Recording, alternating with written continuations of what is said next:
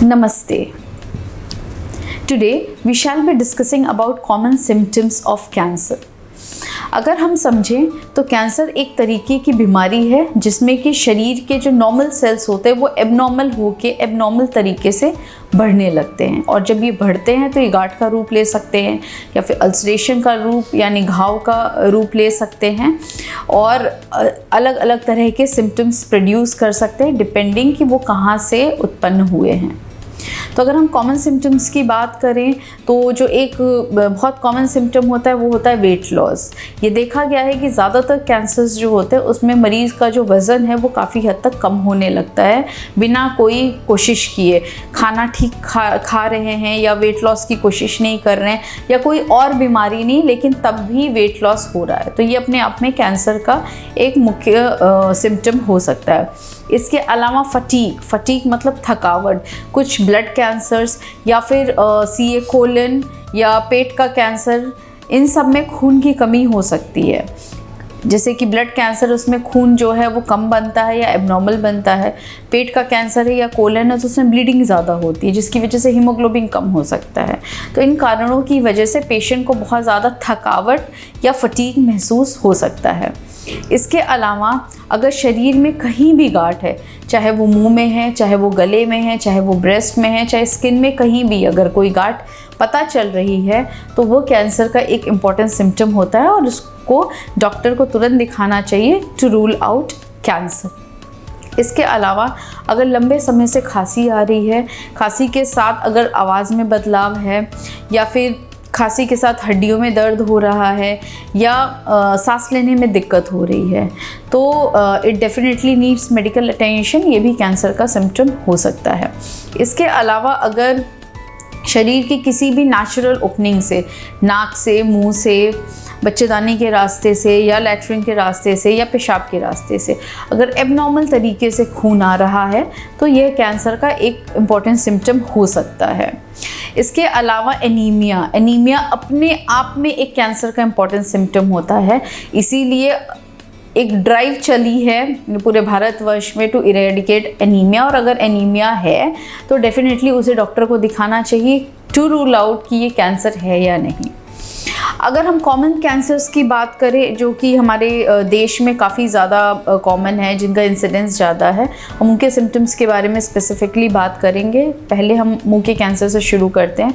अगर मुंह में किसी भी तरह का घाव है, नॉन हीलिंग अल्सर है, मतलब घाव जो कि भर नहीं रहा है, स्पेसिफिकली अगर उसमें दर्द नहीं हो रहा है तो ये मुंह का कैंसर हो सकता है। इसके अलावा अगर टंग ठीक से मूव नहीं कर रहा है या मुंह पूरा खुल नहीं रहा है जिसको कि हम ट्रिस्मस कहते हैं, या फिर आवाज़ जो है उसमें भारीपन आ गया जिसको हम हॉट पोटैटो वॉइस कहते हैं, या फिर गले में किसी भी तरह का अगर लिम्फ नोड या गिल्टी आ रहा है तो ये कैंसर का, मुंह के कैंसर का सिम्टम हो सकता है। इसके अलावा जो कॉमन कैंसर है वो है लंग में सांस लेने में दिक्कत या फिर लंबे समय से खांसी या खांसी में खून आना, ये लंग कैंसर का सिम्टम हो सकता है। आवाज़ में बदलाव भी लंग कैंसर का सिम्टम हो सकता है। अगर हम आवाज़ की बदलाव की बात करें तो लंग कैंसर के अलावा सीए लैरिंग्स मतलब जो हमारे आवाज़ जिससे निकलती है, जिसे हम वॉइस बॉक्स कहते हैं, उसके कैंसर में भी आवाज़ में बदलाव हो सकता है। या फिर इस पूरी जगह गले में अगर किसी भी तरह का कैंसर है तो उसमें आवाज़ में बदलाव हो सकता है। अगर हम फीमेल्स की बात करें तो फीमेल्स में ब्रेस्ट कैंसर काफ़ी कॉमन है।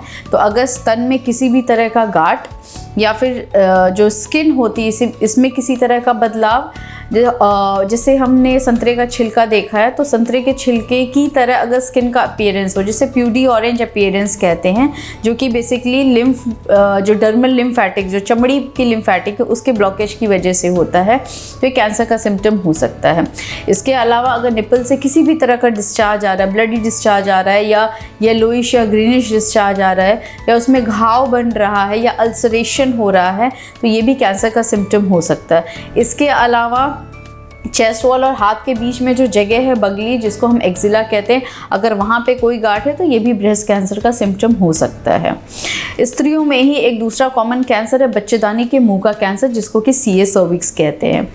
अगर जो मेंस्ट्रुएटिंग फीमेल है जिनको महीना जा रहा है, अगर 2 महीने के बीच में ब्लीडिंग हो रही है या संबंध के बाद ब्लीडिंग हो रही है या महीना बंद होने के बाद, जो हमारी एल्डरली फीमेल्स होती हैं जिनका महीना रुक गया है, अगर 10 साल 15 साल बाद अगर महीना आना शुरू हो गया है, या फिर येलोइश या किसी भी ग्रीनिश तरह का डिस्चार्ज अगर बच्चेदानी के मुंह से आ रहा है, तो ये बच्चेदानी कैंसर का एक इम्पॉर्टेंट सिम्टम हो सकता है। इसके अलावा हम बात करते हैं पेशाब के थैले की कैंसर के बारे में। अगर पेशाब करने में दिक्कत हो रही है और अगर पेनलेस ब्लीडिंग हो रहा है या रुक रुक के पेशाब आ रहा है, तो वो पेशाब के थैले के कैंसर का सिम्टम हो सकता है। इसके अलावा पुरुषों में प्रोस्टेट कैंसर काफ़ी ज़्यादा कॉमन है। तो अगर पेशाब करने में दिक्कत हो रही है, पेशाब रुक रुक के आ रहा है या पेशाब करने के बाद भी पेशाब लग रहा है, पूरा ठीक से खाली नहीं हो पा रहा है पेशाब का थैला, तो ये सीए प्रोस्टेट का एक इम्पॉर्टेंट सिम्टम हो सकता है।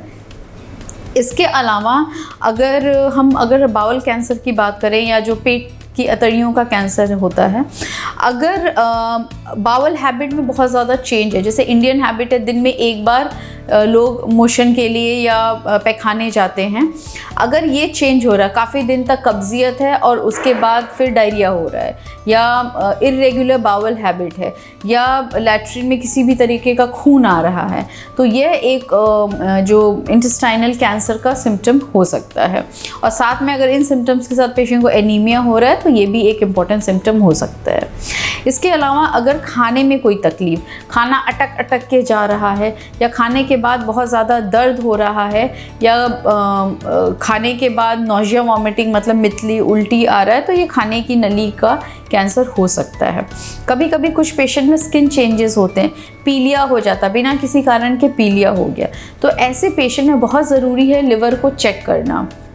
ये लिवर कैंसर की वजह से हो सकता है या फिर कहीं और का कैंसर अगर लिवर में आया है जिसकी वजह से पीलिया है, ये इसका सिम्टम भी हो सकता है। तो अगर किसी पेशेंट में अनएक्सप्लेन्ड अगर जॉन्डिस या पीलिया डेवलप हो रहा है, तो that definitely needs a clinical evaluation. इसके अलावा अगर किसी पेशेंट को ब्रेन की वजह से सिम्टम्स आ रहा है, झटके आ रहे हैं या बेहोशी हो रही है या बहुत ज़्यादा सिर दर्द हो रहा है या पैरालिसिस हो रहा है, तो डेफिनेटली ब्रेन इवैल्यूएट करके कैंसर रूल आउट करना बहुत ज़रूरी है। ब्रेन में कैंसर ब्रेन में ओरिजिनेट हो सकता है या फिर कहीं और का कैंसर ब्रेन में जा सकता है, सिम्टम्स ऐसे ही आते हैं। तो ये तो हो गया ब्रेन कैंसर के सिम्टम्स के बारे में। इसके अलावा स्किन में अगर मसा है या जिसे मोल कहते हैं, अगर अचानक से उनके साइज़ में बढ़ोतरी हुई है या नंबर में बढ़ोतरी हुई है या जो मसे हैं उसमें बदलाव आया है, उनका कलर चेंज हुआ है या उसमें ईचिंग हो रही है या उससे ब्लीडिंग हो रही है, तो यह एक स्किन कैंसर का सिम्टम हो सकता है। और इसके अलावा अगर लंबे समय से, अगर जैसे किसी को 3-4 दिन बुखार है, तो वो तो किसी भी इन्फेक्शन की वजह से हो रहा है, बट अगर अनएक्सप्लेन्ड लंबे समय तक अगर किसी को फीवर आता है, तो यह भी कैंसर का सिम्टम हो सकता है। तो ये सारे जो सिम्टम्स मैंने बताए हैं, ये कुछ कॉमन सिम्टम्स हैं जो कैंसर में देखे जाते हैं।